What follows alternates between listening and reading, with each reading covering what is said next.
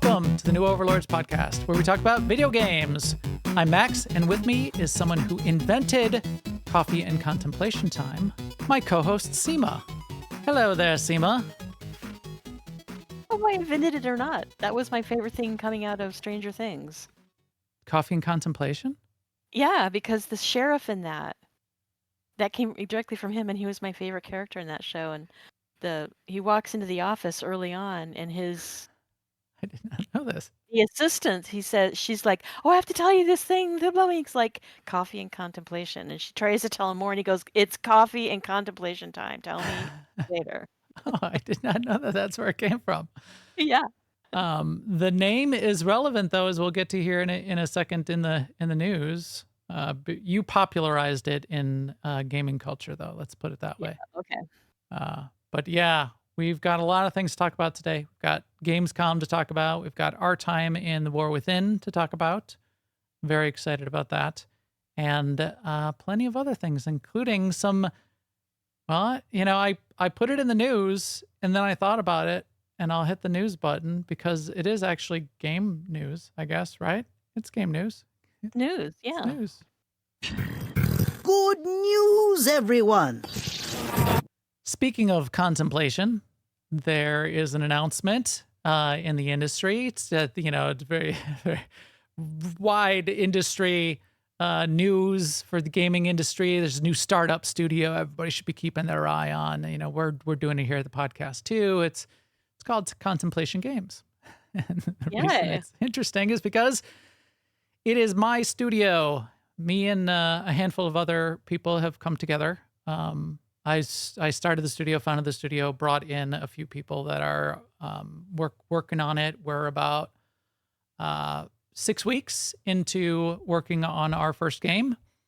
Expect to go live with the game announcement probably in about 6 to 8 weeks. So then you'll be able to see some of the early look, some of the art for the game. That'll all be going live. The name of the game will open up a Discord for people to be able to get involved and see what's going When on. will that Discord be coming, do you think?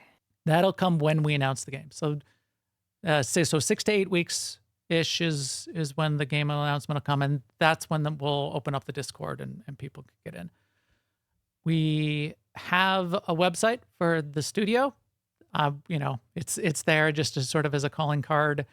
We'll have social networking and video, like a YouTube channel for the studio. Nothing's up there yet. You can go to contemplationgames.com and just see the site. It exists. But we're not going to have a Discord for the studio. We're going to focus on the game.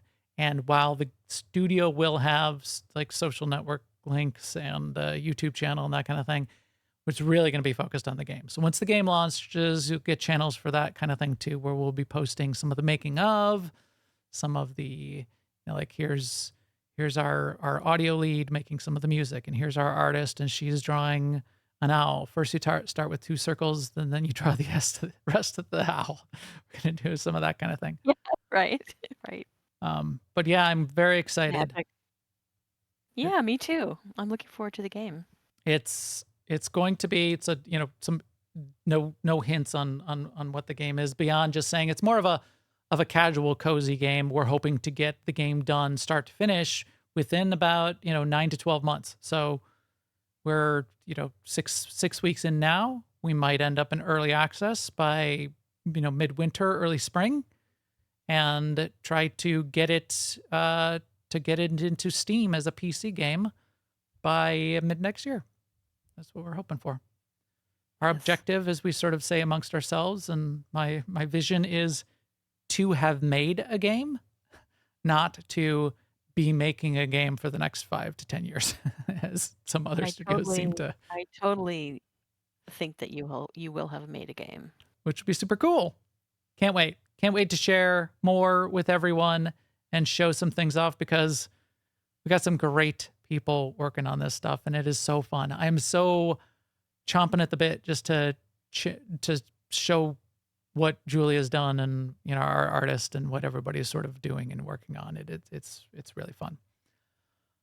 So yeah, that was first up in the news. We'll keep you updated. Maybe I'll do little updates from time to time, every couple of weeks, if there is something to say here on the podcast. So you could follow here too. But we will, and I'll put more of the links out as interesting news comes out elsewhere as well. All right, enough of that.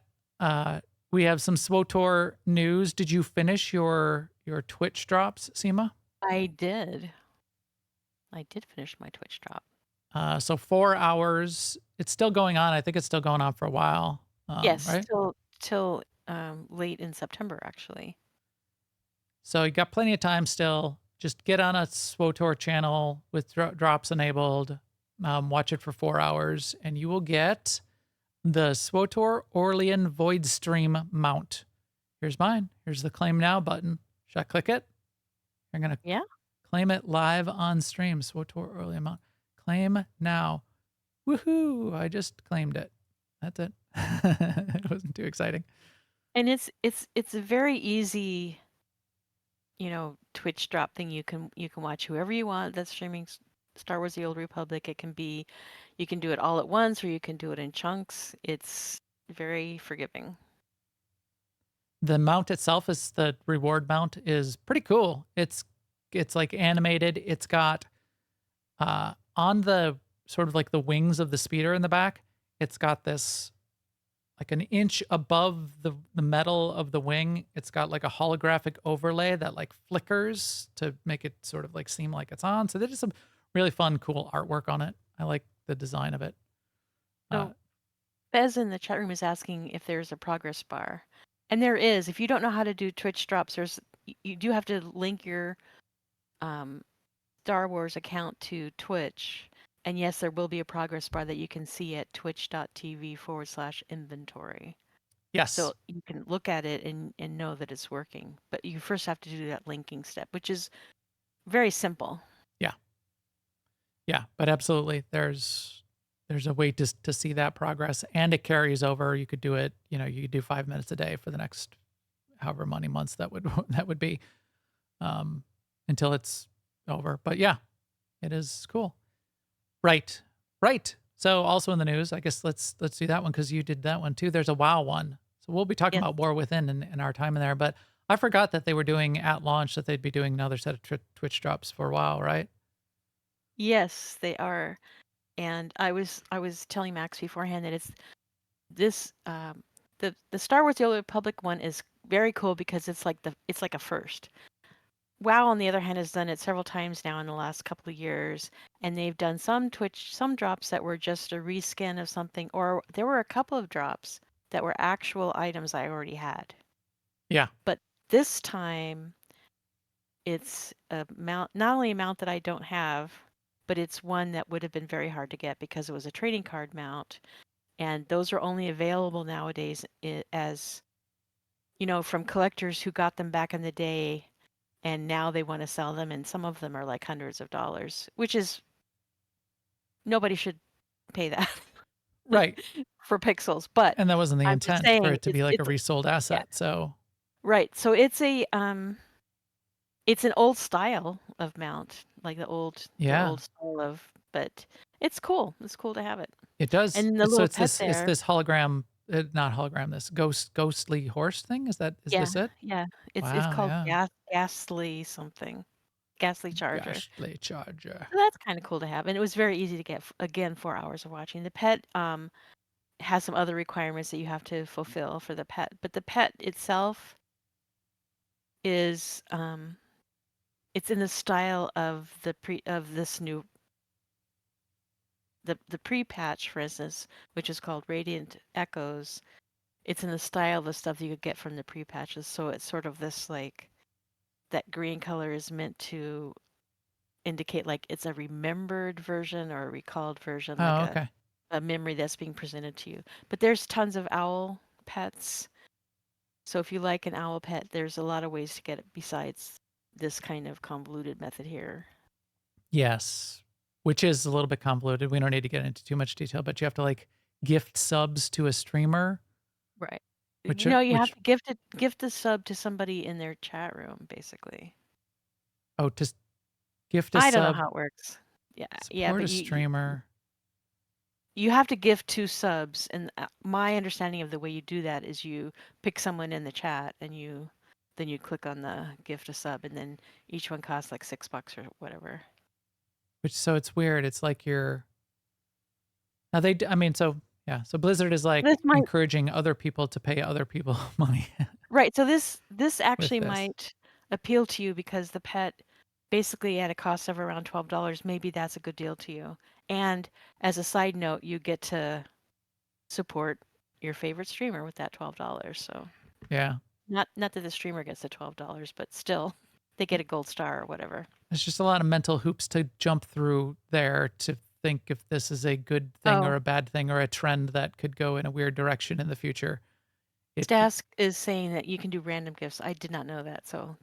So you don't have to actually pick someone. You can say Just- gift and then it will decide who. So that makes it a little easier. And then the third part of this, more weird promotions all over the place that are getting under my skin. I don't know. I'll throw this in here. Although we've got tons of things in here, we can move on. Maybe we should save this for a rant for next week. But why does Discord have to? If I get so this was for WoW. WoW, Yeah. if you stream to your friend in Discord, so one other you like join a Discord chat channel and you stream the game for 15 minutes of WoW, they'll give you another pet for doing that. Yeah. And I actually this was a lot of fun for me because I saw that my friend Safarix was playing and I said, "Hey, you want to stream to each other for 15 minutes and get a pet?" And he goes, "Yes, yes, yes, yes." So we got in Discord voice. We both streamed and we chatted for Strum. That is the past we tense of strummed streamed.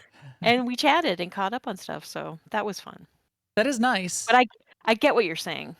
But it's like it just rubs me again in weird ways. We'll save that discussion.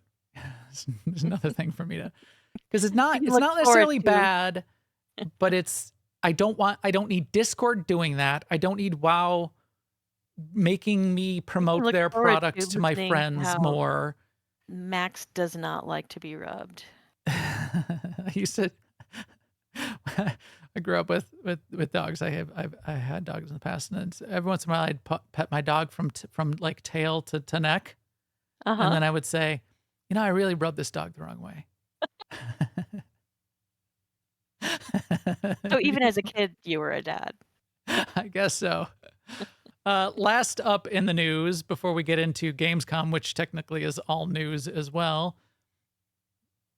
Star Wars Outlaws is now available, and it dropped on. It was supposed to be Tuesday, but on Monday it was available to a lot of people, including me, and I played it. So I'm not going to talk about it now. I'm going to talk about it next week because I only played an hour so far, but I did get an hour into it. Liked what I saw up to that point. Looks really well done to me. Yes, they're working through a couple bugs, some rough bugs, but we'll get into that next week when I spend more. So wait, time you with it. played it for an hour. Did you find that you liked the main character, or Kay? what did you like about it? Yeah.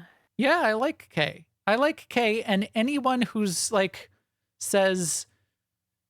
So there's a controversy that she's not pretty enough because the voice actor who voices Kay and did like the face mocap for Kay is super attractive. Young, attractive, talented woman, and they made Kay scruffier than the actor, and people are like, what'd they have to do that for? They're trying to be woke or whatever. No, Kay, the character in the game, is a scruffy nerf herder. She's a scoundrel. This like fits. She shouldn't be some like supermodel walking around like the voice actor happens to be a supermodel. That's not the character. She's playing a character. It's like she's scruffed up. She's on the back. She's running in the back streets. She's a scoundrel. She's a pickpocket. That's how you used to like start the game.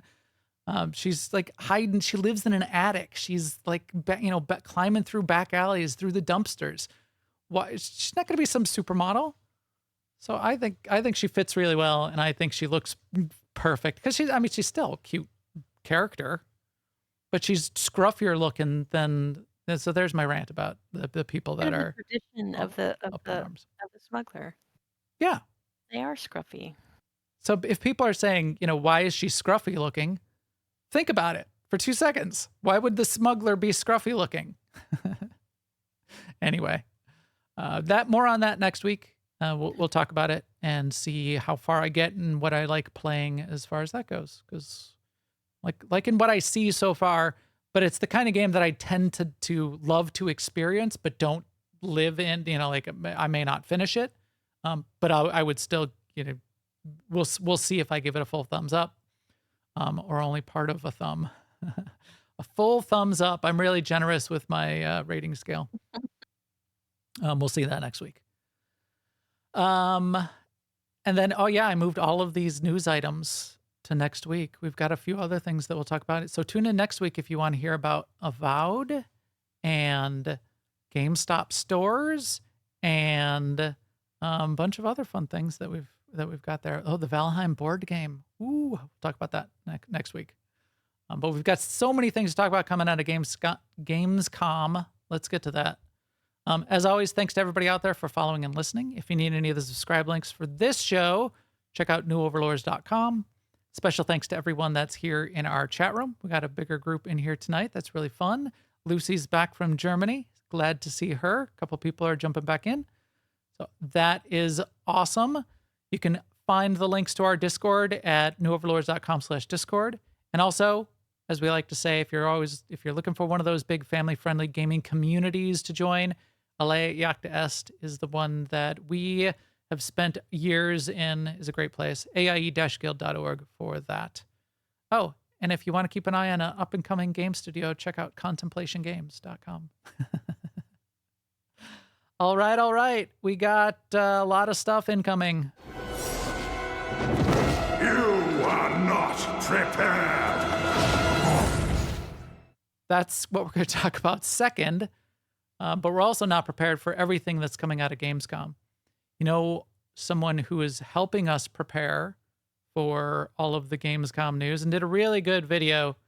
And we wanted to do a shout out to Game Ranks. Not that they need it. They're doing a really good job in general. They've got 8 million subscribers on YouTube.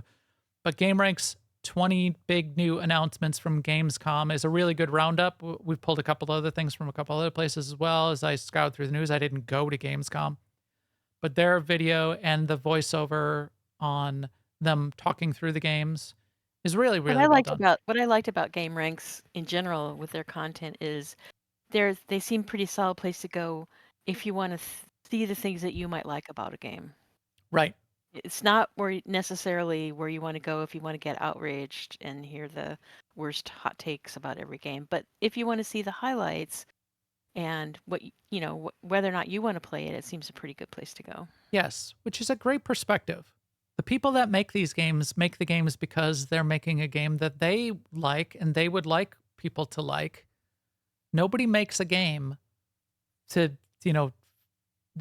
and all right, I rant about this topic quite enough. Let's get into Gamescom news. So we're going to fly through a bunch of them, but then pause on the ones that we are interested in. Dying Light. In fact, I think we might even have talked about Dying Light recently. It's more of like a horror thing. It's a sequel. It might be it's Dying Light the Beast. I don't know if this is a remake or a sequel, but it's looking good. It's more like, a horror shooter action adventure. That looks interesting. This Kong Survival Instinct. Why do I have these in the wrong order? Did I skip Reanimal? Oh, that's there. Why is Kong?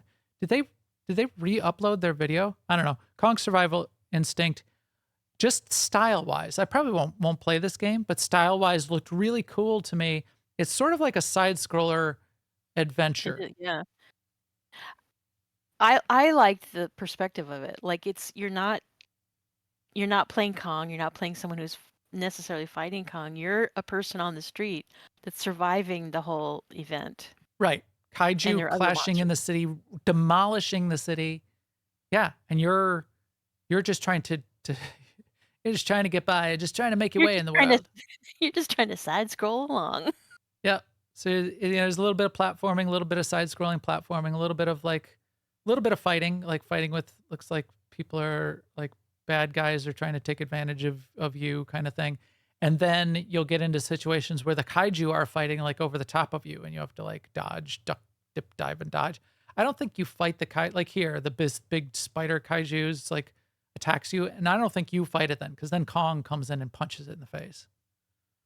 So yeah, Right. unique, something interesting and unique.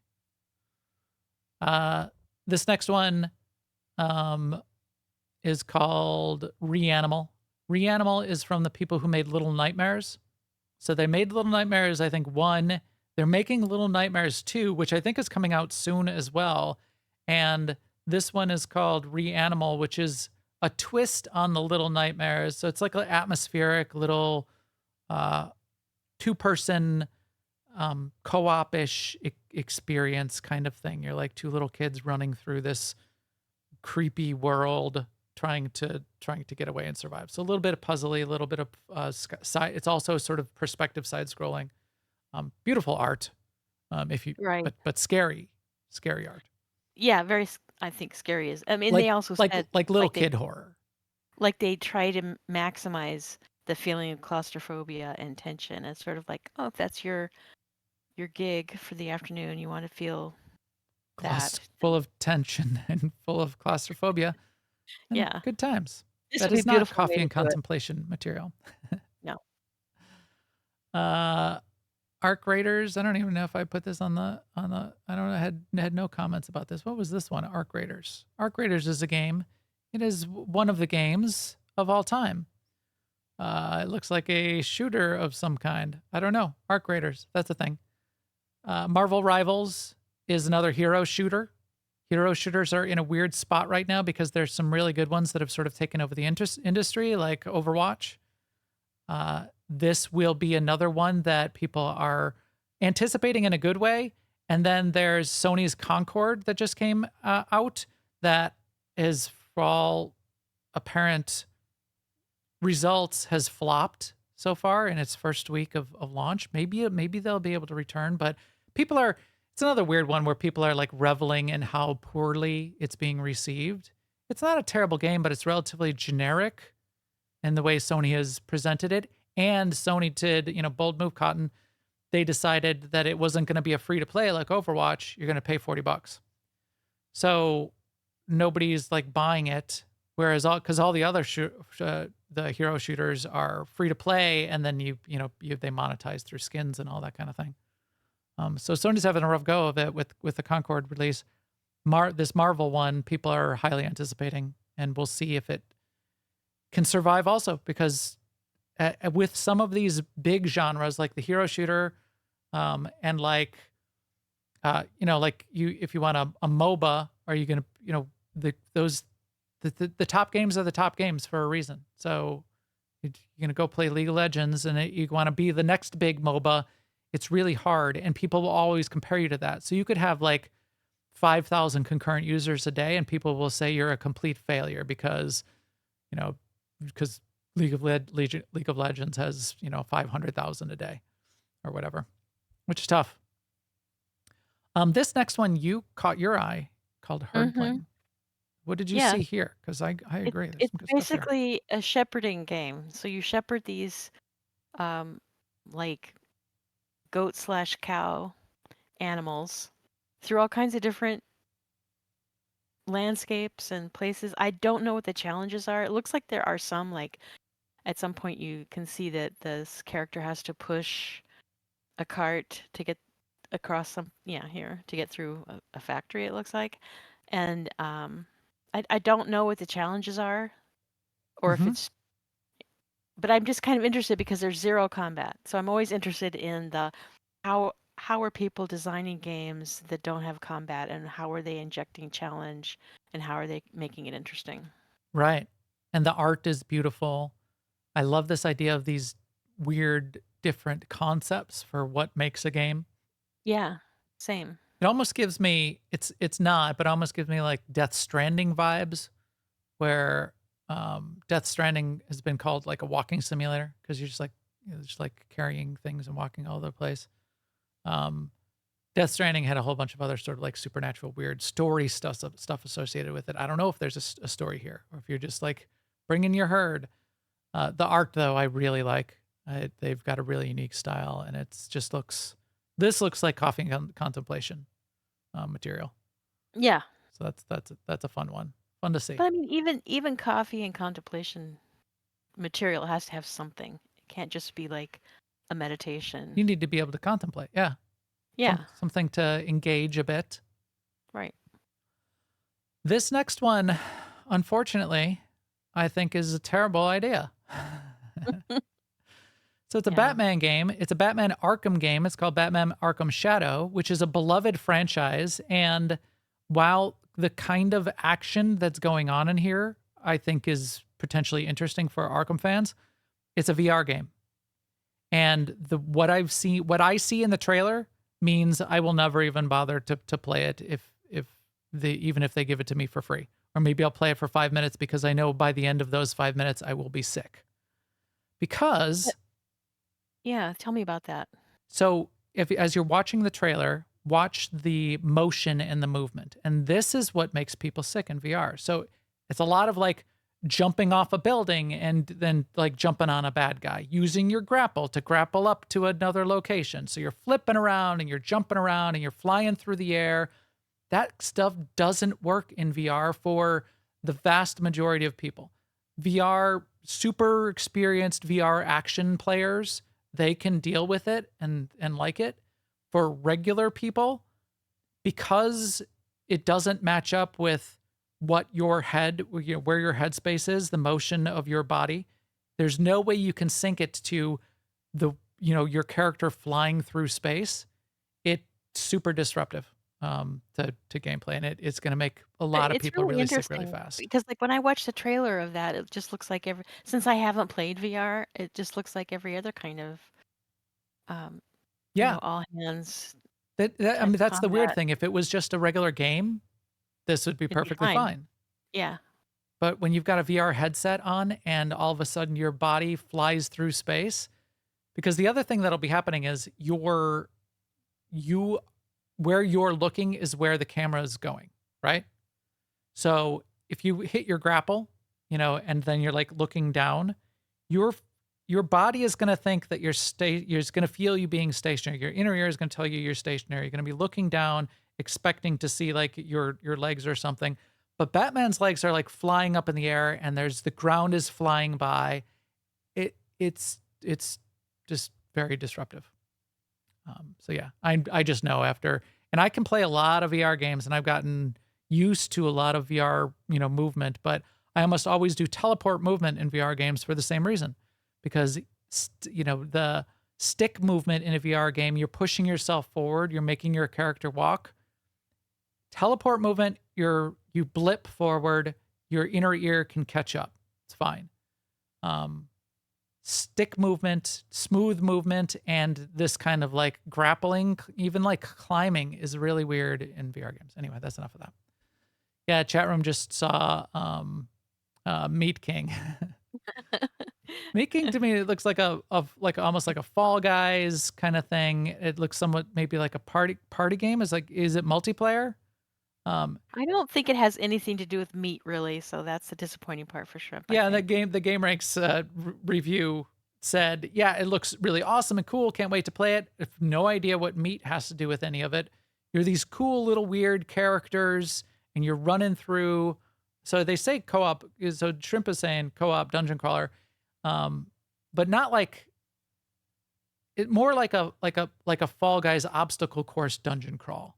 Because you'll be shooting and fighting as you go, but there's like a bunch of like obstacle things you're running through. You got to dodge the fireballs, and you're shooting a bunch of bad guys as you're going. But you could sort of just see them running through the course as this goes. I think it'd be a really fun party game. Not like party game, but like get a group of friends together and goof off. Yeah, a party of friends. Yeah. Have a party in Discord and goof off and have fun for an evening.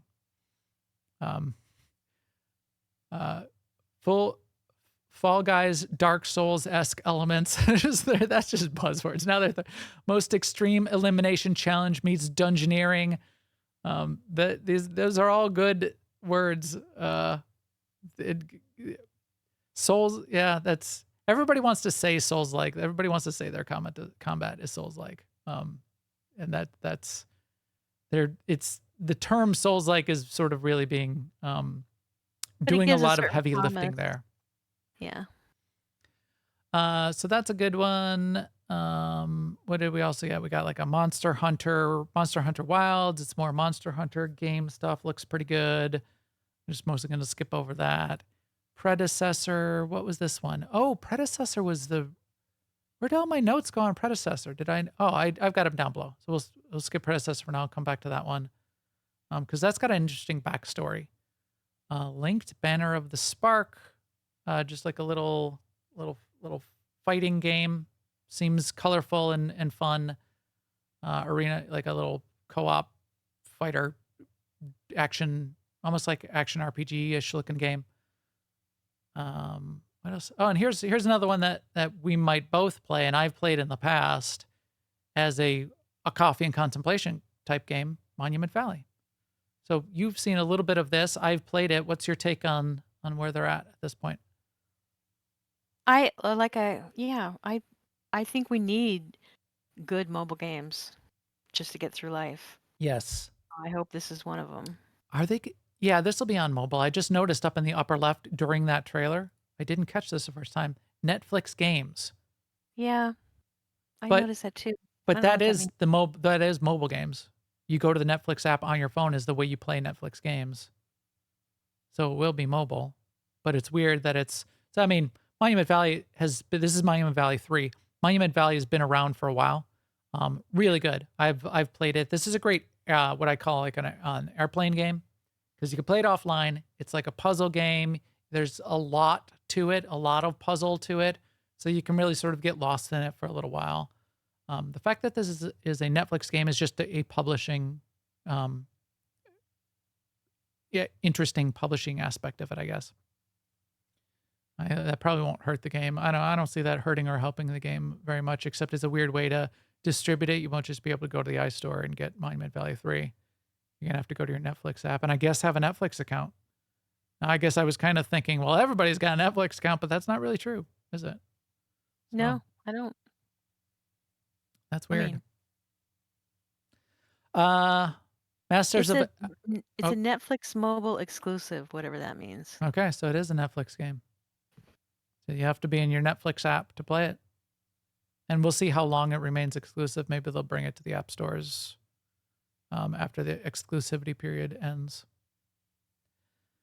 Masters That's of an example of what you're Albion. talking about, like Netflix is trying to be Steam. Yeah, everybody's trying to be everything. Everybody's trying to be, One-stop shop. yes. Netflix, there's probably people sitting around in a boardroom for Netflix going, well, what if we also sold books and what if we Right. were Amazon? Let's also be Amazon. Oh yeah. What if we were also Steam? Let's also be Steam. Oh, good idea. Let's That's right, because Amazon is already also Netflix. start drilling for oil and open up a nuclear plant and we can be a power company as well. What guys, you got one job and it's better if you do that one job well. This is Better for us. this but is my that's not rant good. about Discord that I'll get into next week. You don't need to be a game store also Discord. You don't also need to be the having these quests to make people stream on your platform. Just do what you're good at and be good at it. Don't give away the rant. I'm already doing it. Masters of Albion. We talked about last week. It was announced the night before, but it's still sort of a Gamescom announcement. It's the Peter Molyneux thing. So go back and check out our comments on that and why it looks like Populous updated and why it's set in the Albion, which is the. Oh, I found that out.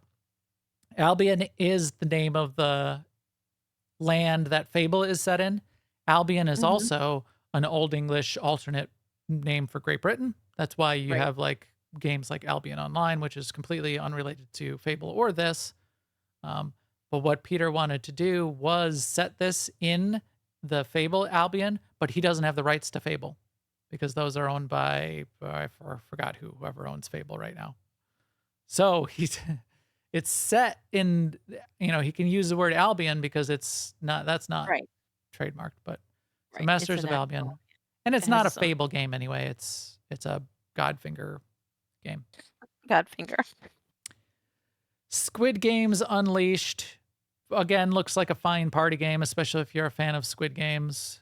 Again, party meaning people playing together. Yes, people, bunch of people get together with your friends and goof off in voice and have a bunch of fun and laugh when people get smashed and fall through the I holes. never saw the TV show because it just seemed too painful. But this one, with the bright colors and the simple style of art, And the it ragdoll makes it physics.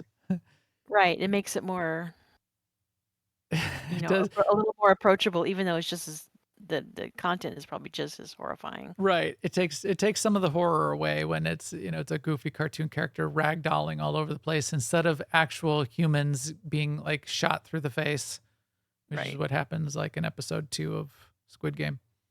I agree.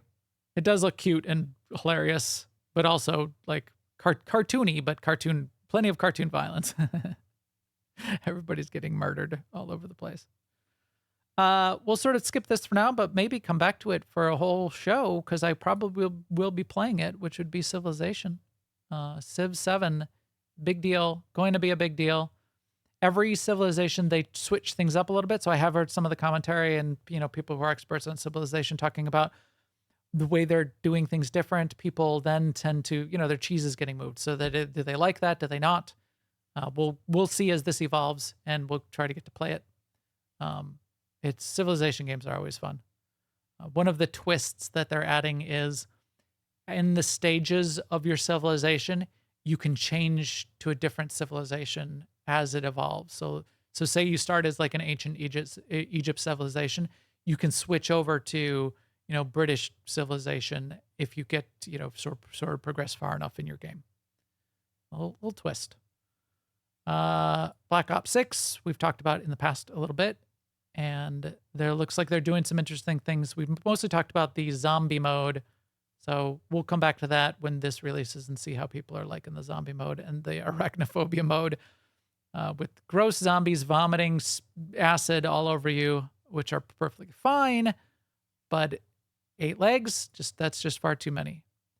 7 tentacles, perfectly fine. 8 legs, no, right out. I'm not even going to play this trailer, dang it. Secret level we talked about last week, and whoever this is, Amazon, put a copyright hold on. We don't even monetize our videos, but they put a copyright hold on our video from last week because we played 60 seconds of us in this format. So behind us, why do I have you hovering up in the air still, Sema? We did that the other day for some reason. I never put it back. Oh, because I was covering up a tooltip or something. They put a copyright hold on our video because we played 60 seconds total. I don't know. And it's a trailer. It's an ad. Do they not want people showing their ad or like talking about their ad for their product? We're not even like stepping on their product or their art. It's the ad for their art. They're welcome to a percentage of our. So we're not even gonna talk about it. Yeah, it looks like a really cool thing, but forget it. You're dead to me. We don't talk about it on the show anymore. That's what you get. Indiana Jones and the Great Circle we've talked about in the past. Mafia, the Old Country looked atmospheric to me. It's like if you like the other game. Mafia games, I think this would be interesting. This one's set in Sicily, so it's like old country mafia, old school old country mafia. So this is, I don't know if it's like in the 20s or whatever, but it's pre that that Al Capone mafia or Godfather-esque mafia in the U.S. So maybe this is even like late 1800s, but it looks really pretty if you like a mafia game. And then Mafia Old Country, Borderlands 4. Oh, I've got that down here below. So we already talked about Kong Survivor Instinct. This is the ones I was pulling out. Batman Arkham Shadow also looked interesting. Predecessor. So let's talk about that one for a second. So Predecessor is a game. So this is an interesting one what happened was back in 2016, 2017, 2018, there was a 3D MOBA being developed by Epic that was called Paragon. So Paragon was this really cool game that they were developing. It was the idea of, let's take a MOBA like League of Legends, where you have like different lanes and jungling, and what you're doing is you've got, it's like a team-based game, but you're controlling points on the map, and as you control each of those points, almost like it turns into like a little tower that then becomes part of your tower defense. As you kill more of the NPCs in the map, what you're doing is you're sort of getting the currency, which is going to allow you to upgrade as you go. This is the way a MOBA works, but MOBAs are top down, right? So you're sort of like looking at a top down, you're controlling a hero character, and you've got like a team of other people that are controlling their characters. So you can like divide and conquer, you can come together. And if you're playing against another team, which is the way the MOBAs work, you're going to be clashing and fighting. So there's a whole bunch of strategy about when do you focus on the sides, and when do you do your upgrades, and when do you bring the team back together to fight the other team, and how do you catch people out of position on the other team and kill them, and that kind of thing. They developed that game. They tried to released it into early access, and it failed. It failed for a variety of reasons. There's a really interesting video out there you can go check out called Death of a Game Paragon. So the Death of a Game series, this guy does a really good breakdown of games that failed and why. This is a 6-year-old video, Death of a Game Paragon, but it does a great job of going through the backstory, some things that were happening in the studio, the buyout by Tencent that might have hamstrung, who owns League of Legends, might have hamstrung them not wanting it to really compete, the changing of the game. Is it a MOBA? Is it not a MOBA? Anyway, as it failed, then what Epic did was they said, well, this is, we're sad story. It's failed. It's not going anywhere. We're going to take all the assets for the game and we're going to put them out for anyone. As long as you're using Unreal Engine, you can use any of these assets, any of these game assets. So it was, did I have the number? Somebody said it's like $100 million worth of game assets. I don't know if that's what it was, but very detailed character models, environment assets, a bunch of those kinds of things. Well, there's been a series of games over the years that have tried to take those assets and turn them into a new game. This is one of the latest. It's called Predecessor. I think Predecessor's already in early access. Early access in December of 2022. So it's been over a year and a half that's been in early access, and it's just now hitting the 1.0 release. Because it's a smaller studio, and they've been able to use some of these assets, and they've been able to put it together and build it up over time. And it seems to be getting good reviews, and people seem to like it. So this may be the spiritual successor finally to that predecessor story, which is interesting. So that's the story. That's the story of Paragon and Predecessor. Did you like that, Sema? Well, I think, like I said in chat, it is definitely pretty. And Yes. it is the assets are highly detailed. Right. And getting access to be able to use and license to be able to use all of these assets, that's a big deal. Yeah, if you want to make like a high fantasy setting game, this is fantastic for that. And Epic's got a lot of that kind of stuff built into the platform, which is really cool. It's hard here. It's hard from a development perspective, though, and a lot of developers I know feel this, is you often don't want to use those kinds of pre-made assets because you want it to be your game. And if people notice that you're using pre-made assets, oftentimes it can be okay. And if players are having fun, but you will get critics and other developers that are, that say that, it's all just a bunch of pre-made asset stuff. You're just doing. I think it also takes careful planning to make sure that you get what you want out of the assets, rather than end up having to make so many assets of your own to make everything fit together that you end up spending more time doing it than you would have. Or you fail at doing that, and it looks like you've got parts of like 4 different games sort of like duct taped together. And that's when that kind of like pre-made asset usage fails the most. So yeah, that's a cool one. Last up in the sort of like the detailed notes was the Borderlands. Borderlands is in a weird spot. Their games are well liked. I think 2 was the most well liked. 3 was slightly less well liked, but liked. Borderlands 4 is coming out hot on the heels of the Borderlands movie, which is like a 2% on Rotten Tomatoes, which is rough. Yeah, that is rough. I But don't, I maybe it's overly probably hated. I'll probably watch it at some point, but but if the game is good, then the idea is maybe it takes the bad taste out of people's Borderlands mouths. yes. But I'm sure the game team is not all that happy that they're coming off the heels of a 2% No. Rotten Tomatoes stain on their legacy. But yeah, this could redeem them to some degree. Maybe they could just sort of like sweep the movie under the rug. Let's get back to Borderlands the game. See how that goes. Wish them the best. Borderlands was always really cool example of cell shading. That was always amazing to look at. So cool. Like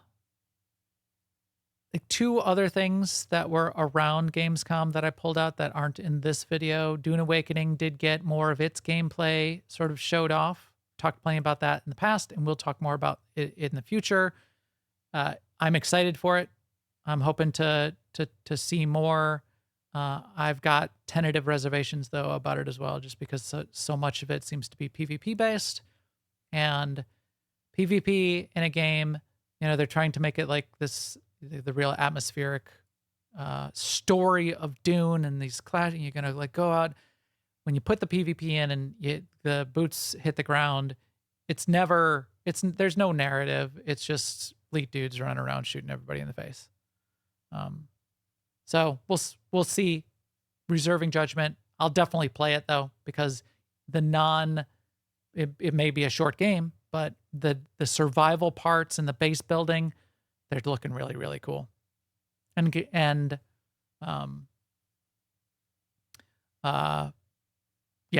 is a great setting. And then the last one, before we get to one other thing that happened at Gamescom, Barcore. Just caught my eye. Talk about games doing something different. Did you look at this? I did not. I missed this one. It's dog parkour. So it's like an Unreal 5 fully, it's a little bit stylized, but pretty realistic dog running around. But you're a secret agent dog. Now, like this NPC is very stylized, but the dog is pretty highly rendered. But you're a secret agent dog, and you run around parkouring all over the place, and you complete your mission and like go destroy the boss because you parkoured through the level. And it's called Barcore. And you've got a grapple on your back, and you fly around in Barcore. That's it. I don't know what's going on here, but doing something different. So I'm good with it. Reminds me of that cat game. What was the cat game that came out last year or the year before? Prey or Prey. Prey, yeah. is that it? Yeah, I think that's it. It's like the dog answer to Prey, because dogs aren't going to be like stealthing around like a cat. Stray, that's it, not Prey. Prey is a different game. Stray. Stray. That So- makes so much more sense. So in Stray, the cat's like stealthing around, crawling on the rooftops, and dog's not going to put up with that. Dog's just going to run in and Leroy Jenkins all over the map. So Barcore, that works. Last thing at Gamescom that caught my eye, people are saying there was not really any WoW at Gamescom, but there was 2 things. So you can look this up. There was a pretty good interview with Ian Hazakostas and Tina Wang. So Tina Wang is one of the assistant creative directors, I think it was her title, something like that. Associate art director. Yeah, so she's an associate art director hanging out there with Ian. And it was an interview on the floor of Gamescom, but like a 12-minute interview. And Ian, I think he's always really talks about the game from a detailed perspective He's and very says real articulate. Yeah. things. Yeah. So it's not just, yeah, we're really excited. It's a new journey for us, and we're really happy to get back out there with the players and experience new things. That's nothing. I just said nothing. I know people, some people love to hate Ian, but I've always been a fan because even if he did implemented something that you didn't like, he was always very, I thought, generous in explaining what they thought they were trying to do and what their goals were. And when they've backed things back or tweaked things, he said, this was our goal. It didn't work out that way though, so now we're putting this change in, which they recently did actually in the War Within. They changed some scaling because after they saw the data from the live game, they're like, nope, this isn't exactly what we wanted, and this is why, and this is how we're changing it. And that was in a post. So transparency, I love. Yes, agree. Shrimp just put in the chat room Ian's lawyer, his law background. He's trained. Yeah. He's trained as a And lawyer, and a player right? and a manager, because he was a guild leader. I mean, a raid leader. But yeah, I mean, yeah, he's just really a smart guy. Yeah. I do feel like he went way too far over to it always being about gear and combat. But I feel like the War Within, we're not really talking about the War Within, but I feel like that maybe We are. there's This is our transition. This is my subtle Okay. transition to the topic. Okay. Hopefully, I feel like there's a lot more to do in the War Within than just gear and raid. But Yes, it kind of embraces it in some interesting ways that we'll talk about. I mean, you can get away with not grouping with anyone for yeah, the they put a whole bunch of stuff in there so that thing. you can progress. Right, including flashpoints that you can just run with an completely 100% AI group if you want. Yeah, and we'll get into that because I played that too. Well, this last thing I wanted before we got off of this Gamescom stuff Okay. for War Within. I don't know if you saw this. I would have loved to try this. And you talk about good VR experience. This would be a good VR experience. What they did was they made these VR. They brought in these VR machines and they did it was called Escape from Dalaran. So we might have minor spoilers moving forward, very minor spoilers. We're not going to have big spoilers as we talk about this, but a very minor spoiler in the first 5 minutes of the War Within is coming, which is you do have to escape from Dalaran at some point. It's sort of been in the trailers though too. What this is you get on a griffin on this machine with a VR headset, earphones, and you're on what you could almost think of it as like a motorcycle seat attached to a platform, and then the platform is on pistons, so the whole platform can move. So then the VR experience was you're flying around on the Griffin, trying to like dodge, duck, dip, dive, and dodge, and fly and escape Dalaran. This is the way to make a VR experience. This kind of thing. Because then your inner ear matches up with the motions of what your body is feeling as well. It becomes very real. It doesn't make you sick. It's a cool thing. I would have loved to have tried it.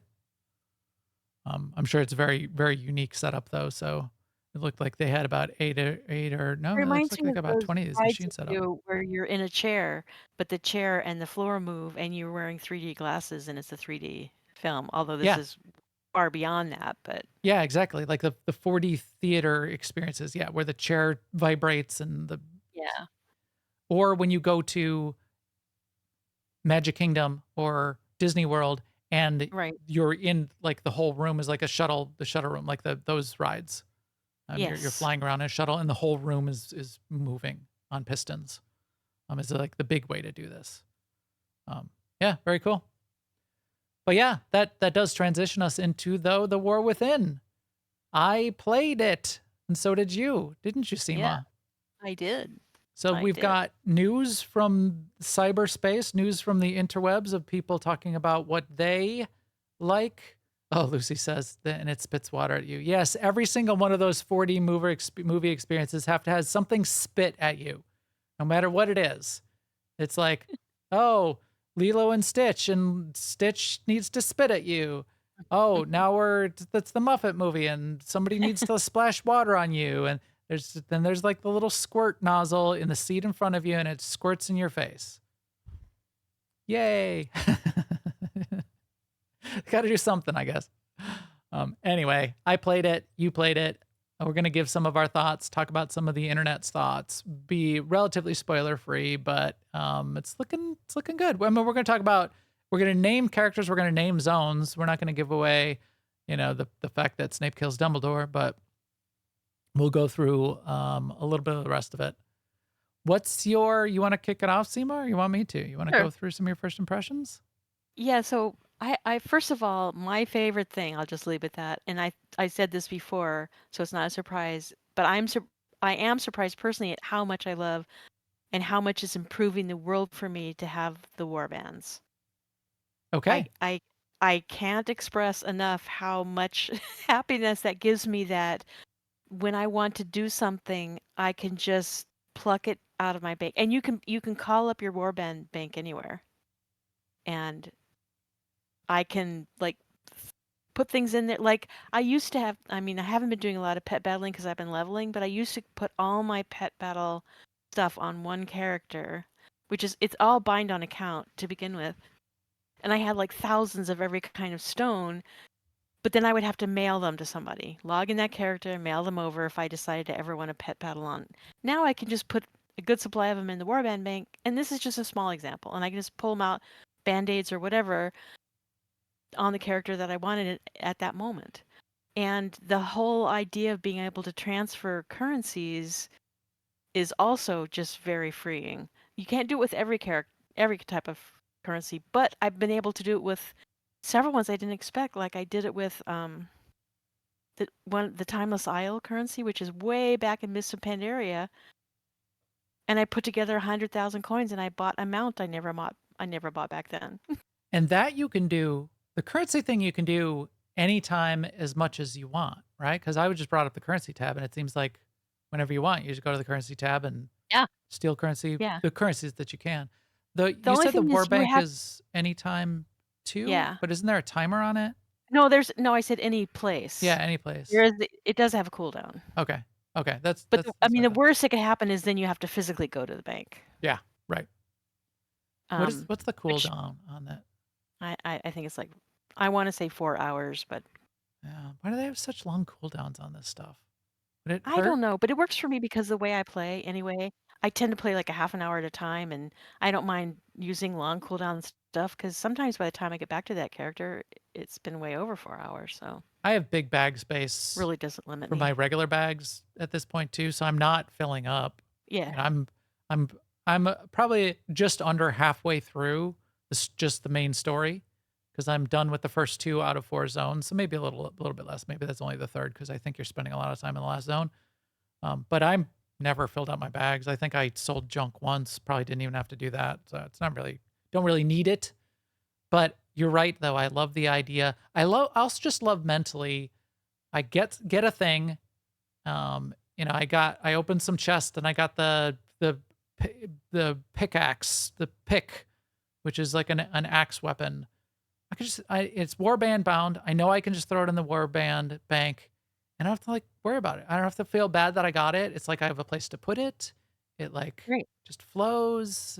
But Yeah. even more on that same thing, you could also, and this is because it changes the transmog for the War Within, you can also just vendor it. And then you'll get the appearance. So you don't have to worry, oh, maybe one day in the future, one of my characters want to have this kind of dagger. It doesn't matter. You can just vendor it. Yeah. And the appearance goes into your collection of appearances. That does feel good as well. But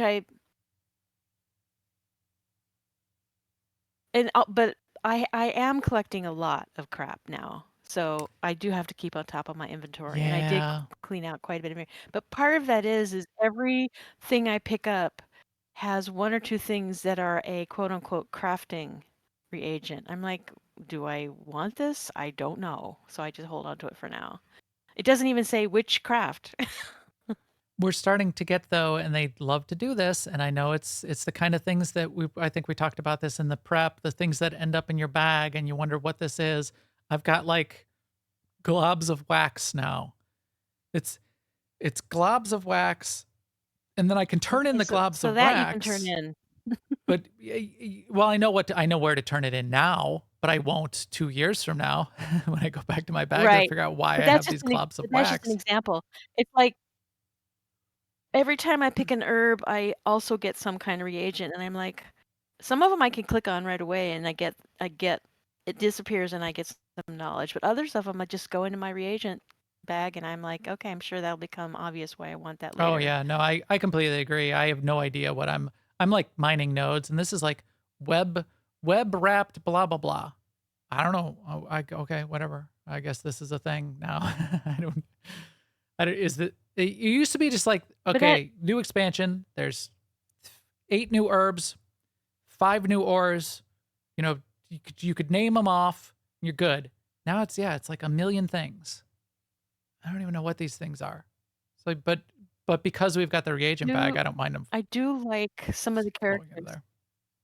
Yeah, yeah. I do like um the role. I do like Moira, who I didn't previously like because she's the Queen of the Dark Irons, and I thought she was, you know, a sign of like she was for division and strife and all that stuff, but she really isn't. And I like that she's one of the main characters in this, and she's a great character. And once again, we're chasing all over the place after Anduin. That seems to be what we do with Anduin. Like even in Mists of Pandaria, we were chasing after where's Anduin. Yeah, he's kind of like wandering Um, around and still a little bit angsty, but I think he's gonna have a little bit of an arc but I said, that we've seen even in some of the yeah, trailers. He'll have a story arc at yeah. least, I which he always do. kind of does. I haven't done it yet because I'm sort of in leveling mode. So I've done like in my mindset is sort of like, oh, I'm kind of curious about XYZ. I just put that for future SEMA. But I am kind of curious what the Nerubians all look like with the arachnophobia filter on. Oh, I can kind of see why good they did it because point. it's such a major, yeah, and like one whole zone. Well, they're in every zone, but one whole zone really has a lot of them. That's why So don't they you, just take 2 of their legs away? Because are they really that spider-like? I guess they are. I don't know. I don't know. Maybe they're not. Maybe I would have to. I know someone I could ask, but yeah. I We'll mean, we'll maybe we'll do a little bit so of that that's item research. of We'll show it. curiosity. I could probably search while we're talking here. Talk to me about the zones because we've got 4. It's 4 new main zones, So right? Oh, yeah, my favorite zone so far is the first one, which is an outdoor zone, and I like it because when you're flying around, you can see where you're going. That's one of the things I like about it. it's Um, Kaz but Algar. Is that what it's called? What is that one yeah, called? yeah, I guess it's I. One thing I don't really track right now with the War Within is the actual overriding story. Like, I don't know why we're doing stuff for the Earthen and for the Titans, or because of the Titans, or something. Someone's gonna have to explain that to me one day. So I don't know where Kaz Algar is, because I mean, it was it wasn't on the map before. Yeah. Yeah. Well, Kaz Algar is the whole thing. Well, Yeah. there's a few weird parts of the way. So here's I think I've got a picture of arachnophobia mode while we're still on that. I think it turns Nerubians into Yeah, those it lobster does. creatures. Yeah, it's crabs, the man lobsters. I think the regular spiders on the ground it looks like turns into regular crabs, and the Nerubians I think it turned into the lobsterites. Weird. Um, Yeah. yeah, I Kazalgar is one mystery. Because it's like you get teleported there, where it's like a magical away right, land. Khadgar takes you there, yeah. I And mean, I think it's a real land, but yeah. the Arathis got teleported there too. But that's that's even more controversial. The Arathis, so they're a new faction of human faction that we meet. There's a couple main characters. They come from an actual continent on Azeroth. that's not on the maps and is like just there's like bad storms, so you can't really get there. And so but there's a lot of people that are a little bit up in arms about how that lore is really working out. How did we never know that this continent exists? I thought we saw Azeroth from space already. Why do we not know where this another new continent is? And why are the seas so rough that nobody can get there? Like not even the Kultirans, who in theory have like wave mages that can get through any seas. But they had like a magical Whatever. storm around their island that teleported them to Kazalgar also. So everybody's like getting teleported away to Kazalgar. So this is like in the core of the earth, core of Azeroth, isn't it? Aren't we just like going deeper and deeper? It's like a core thing. So has it's a actual land in the ocean between Pandaria and Kalimdor, but there are zones where you go down inside into the earth. Yeah, the hole. We got to like get through the But hole. like That's like the phase first one. zone is all on the surface. Yeah. Oh, it is. So it is actually on the surface. No, So it's an actual land. It's on the map. And oh, that's why weird. people are saying, I mean, That's weird I too. haven't been tracking that, but what you said, people complain that why is there yet another? Because they did this with Mr. Pandaria, like, we found a new landmass, and then the Broken Isles, and then, I mean, Northrend they always knew about, but Yeah. now it's Kazalgar. But I mean, seriously, what did Yeah. you want us to go to another planet? I Or don't know. or It just seems like like go a to, or like have another cataclysm and another part of the existing lands get blown up and turned into something else or something. No, I think it's fine. And whatever. You got to have I mean, and like go read some Marvel comics. Things change. yeah, Not they do. everything's a retcon just because it's different from happened in the Right. past. Um so there's 4 new zones. So you like that outside zone the best. I kind of do too. It was really nice. It was easy to get around. You get flying right away. You get the dragon mount flying right away. You can fly all around. There it's pretty. The dragon mount flying works in that area, whereas it kind of like doesn't work as much in the other 3 zones. It does because they're pretty big, but it's not like I keep hitting my head because we are underground. So I'll like launch off on my Right. mount and I'll hit the space bar again to get a little bit more height because you got to get the height. Otherwise, you're not, those dragon mounts don't work. And then I bonk my head on the ceiling. And I'm in that last zone with the Weaver and everything. I'm continually getting lost because the places where you are meant to go can be on the bottom, or they can be in the middle, or they can be in the top. And it's sort of like I don't really know the difference between those 3 layers. And so I just fly around going, I see the dot on the map, I cannot find the thing. So that is frustrating for me. Yeah, if there's too much verticality and So layers I within a like single the zone, it's tough. There's one of these kinds of zones I'm sure in Guild Wars. once I get familiar. Yeah, I mean it reminds me of like early days in Vashir when you'd be like collecting pearls or whatever, and some of them or herbs, you could see them on the map, but they might be on the ocean floor, or they might be on the branch of a coral thing, or they might be higher up in a building, or they might be deep in a cave. Yeah. And that's fun for some people, and I don't want to take that away from them. I would just rather know where I'm going. That's just my personality. I don't mind going there, but I don't like that search. That's just not a fun thing for me personally. Yeah. Yeah, especially if it ends up sort of really getting frustrating because there's like a dot on your mini map and you're supposed to be there and you think you're there and it's not there. Is there something wrong? Is there a bug? Am I in the wrong phase, or do I need to like dig underground or go up high? I don't know. If you can always count on it always just being right, then fine. But sometimes those quest markers aren't even, sometimes they glitch out and they're like in weird places, or it's like a quest marker to I think that's the exception though.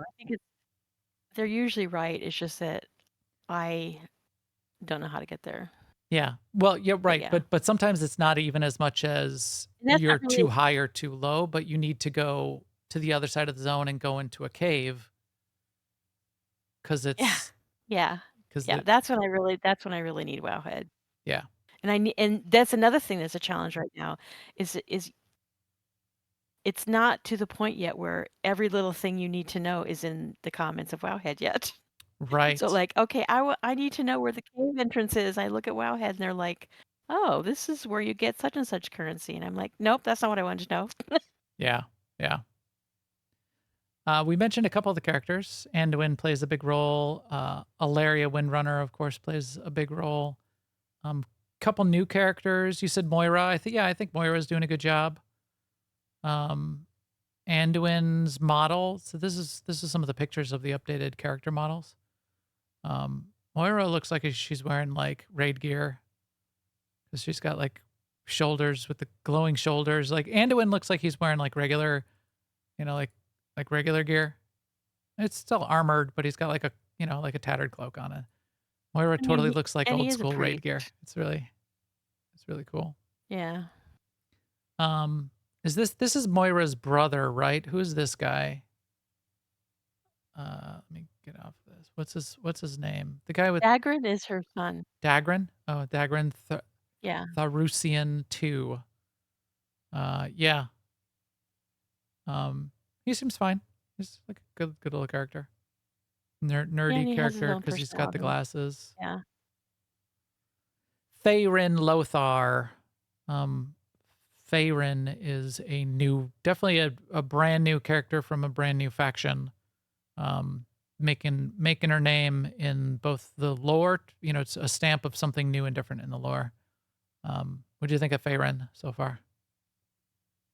I I just don't met her, really so have I a don't. read on her personality. Yeah. And I think I have more than one quest in my log right now that says meet Farron in such and place or follow Farron to so and so. So I need to sort of dig deeper into those. Like the old school paladin of the light class, not a conflicted paladin, not just like a warrior with with a mace. She does present that as sort of like her archetype, which is pretty cool, for people that like the Yeah. paladin lore.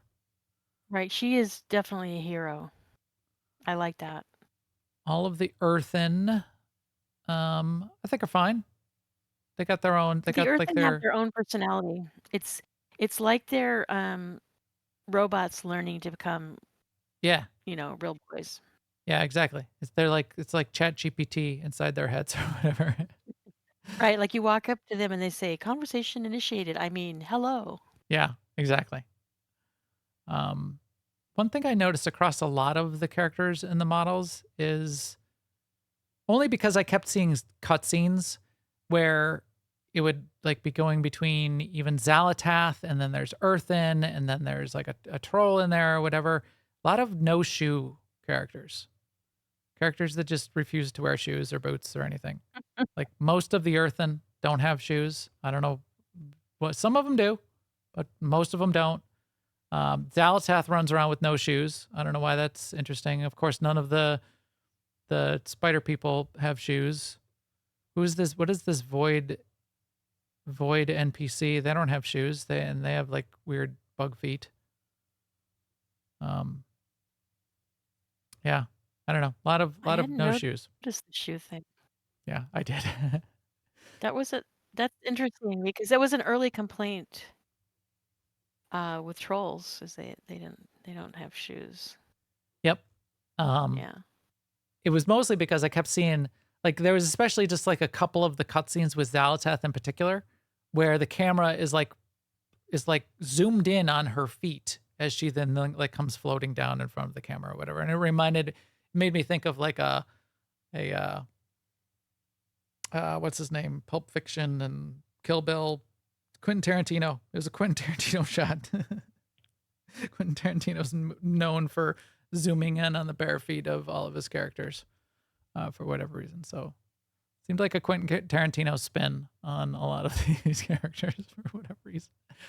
kobolds. What do you think about like friendly sentient kobolds? I was kind of split on that. Didn't know what I thought about that. Yeah, I am split on it too. A little Yeah. weird. I don't know what I think about having kobold allies, and I also don't want to collect wax, Yeah.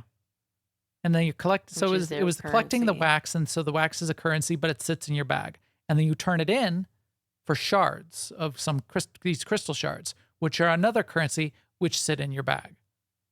So now I've got 2 stacks of these currency that deal with the kobolds. So far. That is going to be another one of those things that in 2 years I'm going to look in my bag and go, "What is this?" And I don't know. Are there more of those? So I'm only to the 3rd zone, but still, yeah, as I said, either halfway or under halfway. So I'm to Hollowland, Hollow Crystal Sky Crystal Light Paladin Hallowland. That's the name of the zone. I'm pretty sure that's it. I got it. Nailed it. Uh, That's a nice one. Hollow Hallowfall. That's a nice Hallowfall. one too.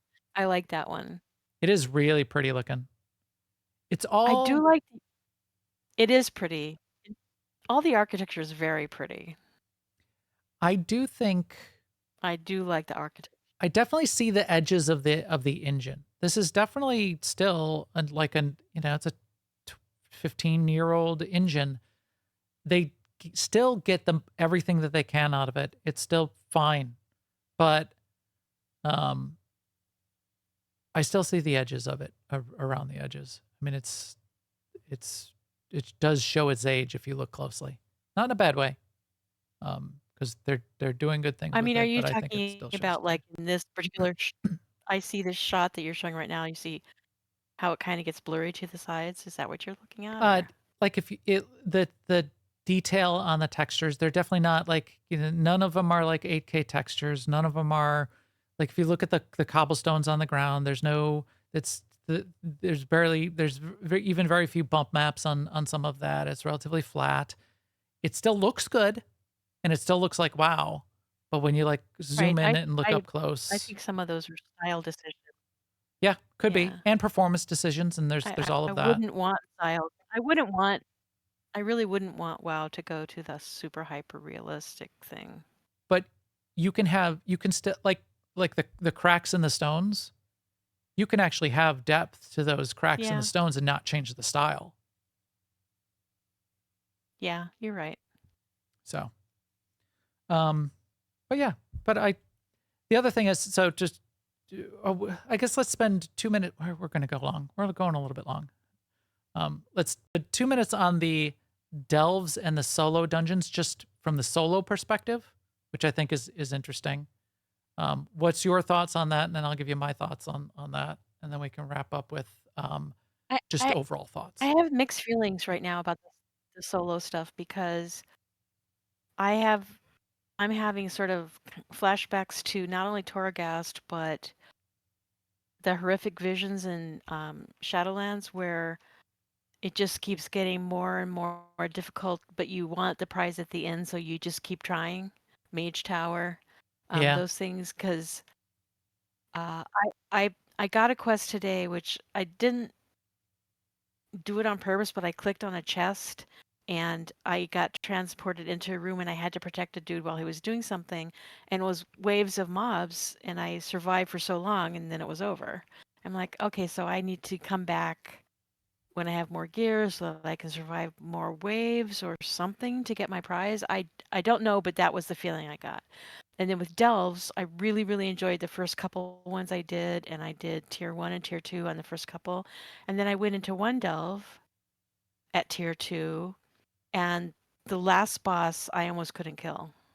I ended up wiping like 6 times on the last boss because I couldn't manage the one mechanic he had, which was it was a mechanic where you carried like a candle with you, and that it wasn't the one that kept you from being poisoned. It kept you from the shadow damaging you. Yep. And it followed you once you picked up. It followed you, but the boss had a mechanic where he knocked you back, and that also separated you from the candle. And as soon as you came out of the protection of the candle, the boss reset. Oh, weird. So it wasn't even that you took damage and you had to scramble and recover. It was just over at that point. And then the next time you tried him, because you're right there, you could try him. Your candle circle, you had less time on your candle, so that because it took me a long time to figure out that what I needed to do as soon as he started casting it was just range him, because I tried like putting my back to things, and it's expensive to try anything because then the fight would be over. Yeah. And then you would have 10% less of your candle. Right. And Right. so by the time I did it, the candle was just around my feet, basically. But I did finally kill him. But that was on tier 2. And now I know the mechanics, so it'll be easier next time. But there's going to be multiple tiers of these, so I'm thinking I don't want to get into like I don't know, a merry-go-round where you just keep going until it's too hard for you personally. Like Yeah. that's like Or you're missing out because you feel like you're not good enough. But if you did it at rank 10, then it would be like, so Shrimp is saying 13 tiers. That does sound really grindy. I mean, Fez said that the patch today did some scaling and yeah, delves are easier. That's good. And Shrimp says there's 13 tiers. So I knew yeah, there was a lot of tiers, but I that wasn't is a sure how. lot. But that's a lot. So that was a long story about delves, but the first couple of ones I did were super easy and fun and engaging, and I found treasure chests and Yep. yeah. Yeah. I liked it. What about doing dungeons solo, the solo dungeons? How did those I've feel only to you? done one so far, and it was really fun. I didn't let you have the choice of letting the tank, if you have an AI tank, be in control, like be the leader. But Yeah, you have like a little I button haven't, you can press. That's kind of yeah, cool. and I haven't tried that. I just did it Yeah. myself. But I can see where that's something like I might like to fall back on because, especially if it's an underground thing or underwater thing where I get disoriented. I don't know where we're going. Yeah. And never been there before. And, what am I supposed to do first? What am I supposed to do next?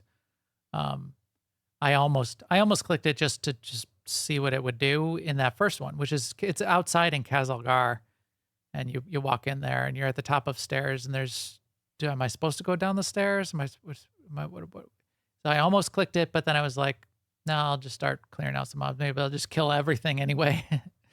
And they did fix this, but the scaling was set up so if you were coming in, especially with the pre-patch gear, so if you're at gear level that 480 to 500 or higher because you had raid gear before that, you're at like the top end of what the possible gear for level 70. So you're just murdering everything.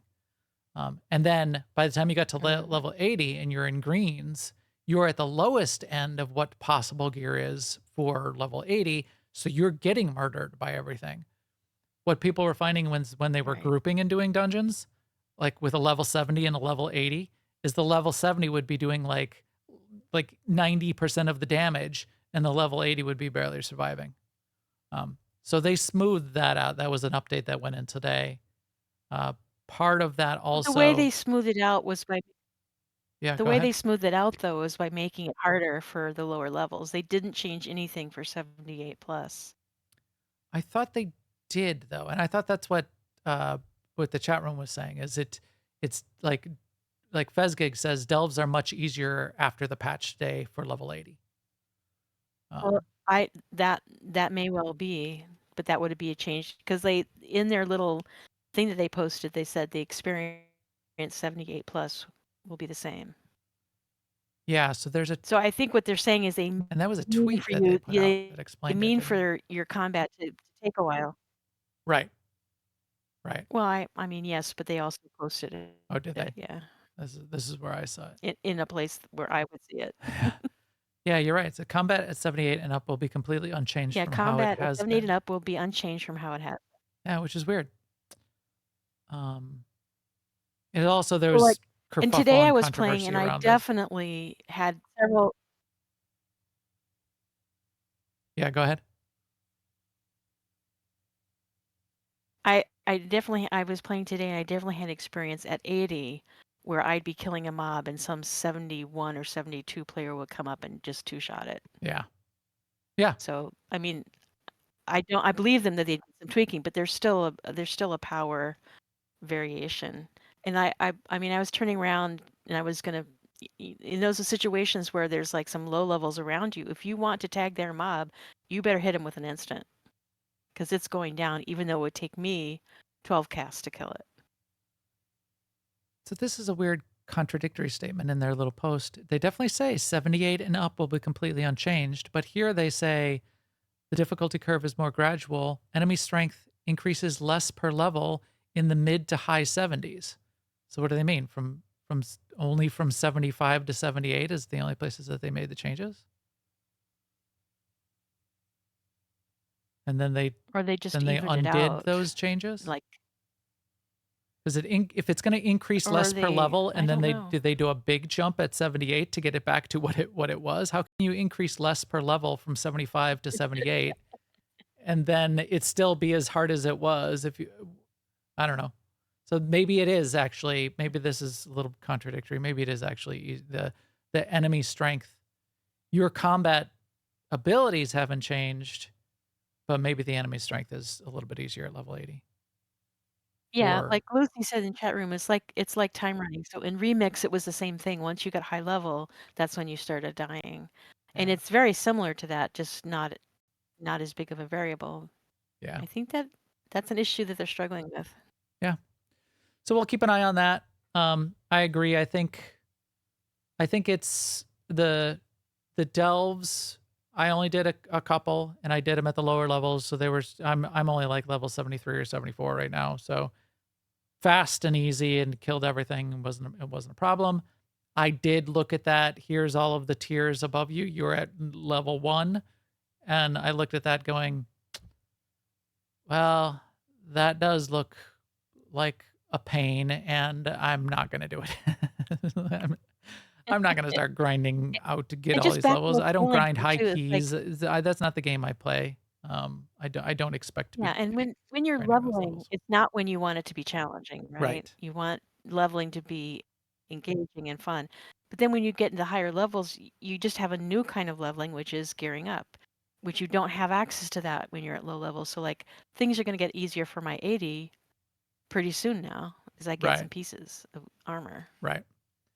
The doing dungeons solo also was both good and bad. Definitely good in that it it was the kind of story experience I really like, in that I got to kill what I wanted, take my own path through it, figure out what was going on, get introduced to these Mhm. NPCs, look around and see all the art. I really, really liked that. And having the little NPCs be friendly and do their jobs, and it was fun and good. But then there's that little twist when it got done, and now I'm like kind of like halfway through the story content, and I've barely encountered other players. You know, I've like tagged a couple mobs that couple other people were tagging, but like all of the story content, all of talking to the NPCs, even outside, maybe there was like somebody sitting on their dragon mount trying to sit on top of the quest giver I'm trying to talk to. There's a couple I saw a couple of those people, obviously, but the dungeons, I wasn't, there's no reason to group with anybody. It kind of felt a little bit of the M taken out of the MMO in that way, and I thought, not bad, because I could just call up friends and group with friends and go do it. And so maybe that's what you need to do to put the MM back in the MMO. But it did feel in a weird Yeah, way kind of I think lonely. right. And I think you have to sort of try a different server from our server, Earthen Ring, because Earthen Ring is separated off in a way that other servers are not. Mhm. Okay, so population wise, is it lower They're still overall? sharding to some, yeah, it's way lower overall. And that's, yeah, yeah. Interesting. Like before they made the AH sort of game wide, the auction house, which is the player buying and selling. Before that made that all across servers, you could not buy or sell a thing on Earthen Ring. Yeah. So interesting stuff overall. I think I'm definitely going to level up to level 80 and finish the story. I don't know how much I'll go further than that because I'm not in a raid group right now, and there's just a lot of fun things going on. I got to get back to Star Wars Outlaws. I can't wait for the Starfield expansion. I've got Bessie in Star Wars: The Old Republic. So I may not end up doing that much more. But who knows? I could get the bug by the end too and want to get into a little bit of the raiding. That does happen to me once in a while in World of Warcraft. We will, if I don't though, we're going to rely on you, Sema, to let us know how that end game progression ends up feeling and where things end up with the war within. How long is it going to be till Well, the next one? Is it it's only like a year in between the three, right? Or is it something still going to like be 2 that. years? Yeah. I don't know the answer to that. Maybe Shrimp does in chat, but we're a couple of weeks off, or maybe it's 3 weeks off from our first raid night. So I will keep you informed. Sweet. I mean, always assuming, um, you know, yeah. God willing, and the creek don't rise, as my grandmother used to say. Yep. Sounds good. So we'll get those updates. All right. Anything else on this or Gamescom or anything else we're doing before we wrap up for the day, Sema? No, I just am. You mentioned Bessie. I am still up. I'm still doing little progress with Bessie to the extent where, I opened her up in one of my for Shea Vizsla, also the other server. So now I have that option Oh boy. You for got when you two want to do. Bessies. Yeah, You're dual right. wielding Do Bessie. Bessies. Well, they're separate servers, but that's crazy talk. I'm really planning to love her as a companion, so I hope that works out. So our game groups there in AIE, we've got a guild that spans servers now in addition to factions. So we've got Imperial and Republic on Starforge, and we've got Imperial and Republic, and a whole bunch of things going on Shea Vizsla, which was the new server that was put in place about 6 months ago that covers the Asia Pacific region, but we can all play there as well. A little bit of side guild news. Our leader Corley has taken over guild master responsibilities for the Starforge side of the guild, and is a long time. And obviously Thank he's you, already been Corley. leading. So 3 cheers for Corley. Really appreciate him doing that. He's a good leader for us all to be able to rely on there. So I appreciate that. So yeah, thanks go out to Corley. Also, thank you to everyone here in our chat room giving us answers for what's actually going on there and making us feel and seem smart. If you want to join our chat room, you can find the links to that and everything else we do on newoverlords.com.